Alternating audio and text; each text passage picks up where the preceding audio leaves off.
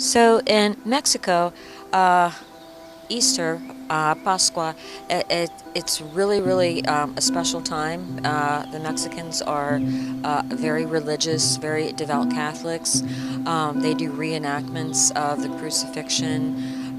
They have parades, and the reenactments are pretty much real, and everything revolves around the suffering of Christ, and the dying and the resurrection.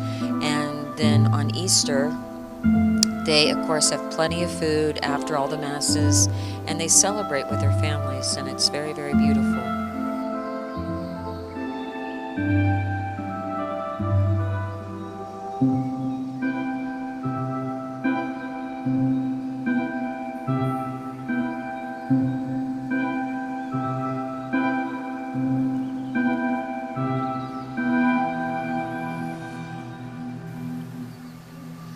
Easter traditions in France, a long time ago. When I lived in France, I remember fondly the Triduum. So we would start with a Good Friday Mass and a time of reflection and a time of prayer, and then the Easter Vigil Mass, Saturday evening. That was a long Mass. I remember as a kid, it took a long time. I thought it took too long back then, but obviously I didn't understand.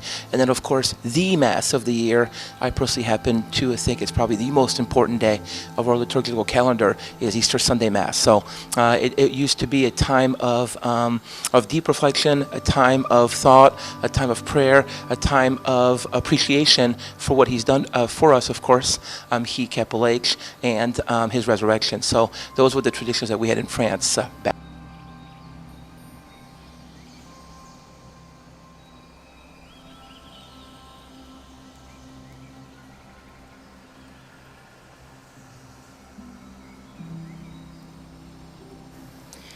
Easter is a very special time of year for my family. It's the end of the Lenten season, so we always begin the day with church. And even though my kids are adults now, I still make Easter baskets for them every year.